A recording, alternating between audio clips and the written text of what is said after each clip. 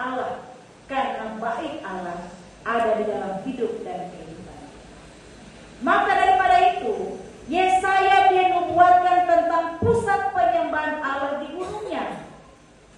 Tetapi dalam Kristus nubuat itu digantikan, fokus pada Kristus Yesus sendiri. Kristus menjadi pusat penyembahan dan pemerintahan Allah, sehingga kita tidak lagi bergantung pada bangunan fisik, melainkan pada hubungan hidup manusia dengan Tuhan. Bukan mau bilang bahwa gereja tidak penting, bangunan fisik tidak perlu, tetapi yang diutamakan mulai dari dalam, mulai merawat diri sebagai bait Allah, yang kemudian dalam tatanan kasih Allah kita sama-sama mewujudkan bait Allah, bangunan fisik dijadikan tempat sebagai perjumpaan kita dengan Dia. Ayat 3 dikatakan, semua bangsa dipanggil untuk mengenal Allah. Yesus Kristus adalah penggenapan panggilan ini. Injil diberitakan kepada bangsa-bangsa. Injil disiarkan dari gunung-gunung Allah, dari bait-bait Allah, supaya banyak orang mendengar tentang kebaikan-kebaikan Allah yang dimiliki oleh semua manusia ciptaan Tuhan. Dalam sejarahnya, Yesus mati dan bangkit di Yerusalem. Dimulai dari Yerusalem sampai ke ujung dunia, Injil Allah tersebar. Terang kasih Allah tersebar bagi seluruh dunia. Dan dengan demikian, dunia beroleh terang dari Kristus.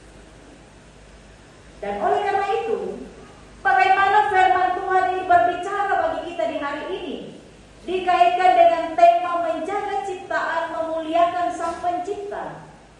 Maka kita melihat bahwa yang pertama, Allah datang menyatakan diri dalam Yesus Kristus.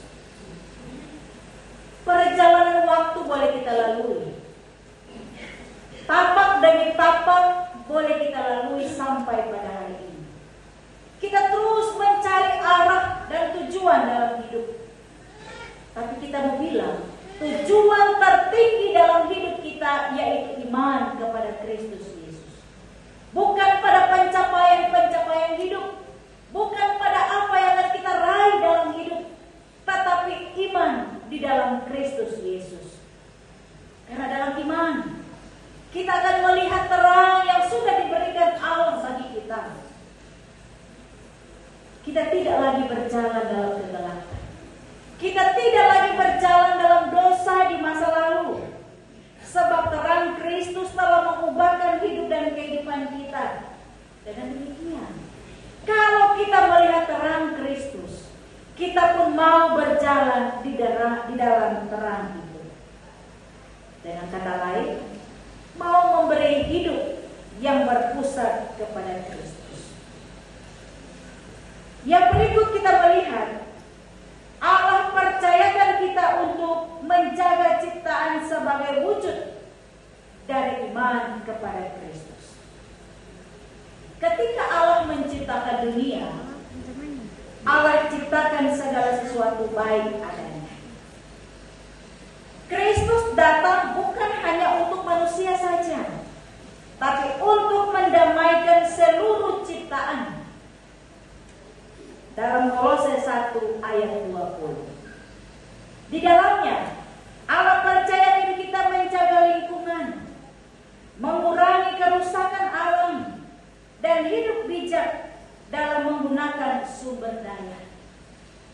Tapi itu semua tidak menjadi bagian yang menjadi titik fokus dalam kehidupan kita.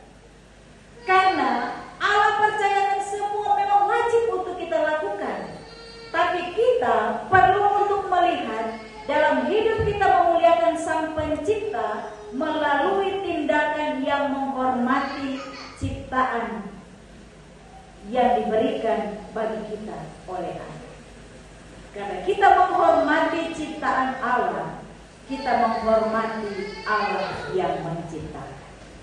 Sebagai gereja kita dipanggil untuk menjadi teladan, bukan hanya untuk hemat energi, mengurangi sampah, menanam pohon, mendukung keadilan ekologis sebagai wujud untuk menjaga alam, tapi juga kita terpanggil untuk merawat dan memelihara hidup sebagai keindahan taman Allah, yaitu dunia yang diciptakan baik oleh Allah.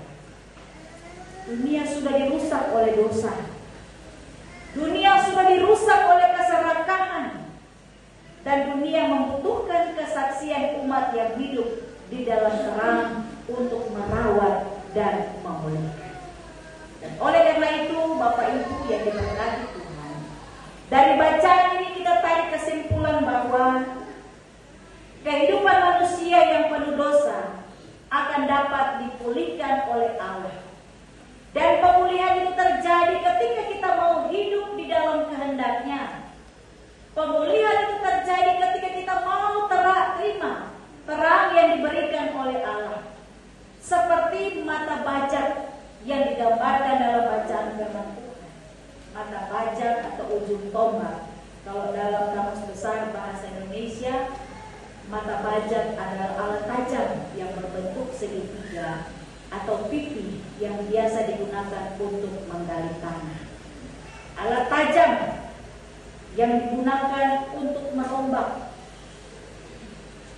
Maka dalam bagian firman Tuhan ini juga mengingatkan kita bahwa ketika kita mau hidup di dalam Tuhan, maka Allah mau untuk merombak setiap dosa-dosa kita, memulihkan dengan kesuburan roh. Gunung Sion, baik Allah atau gereja di mana tempat kita ada, akan menjadi tempat kita berjumpa dengan Allah, akan menjadi tempat kita berjumpa dengan umat Tuhan. Dalam perjumpaan itu kita dipanggil untuk memulihkan.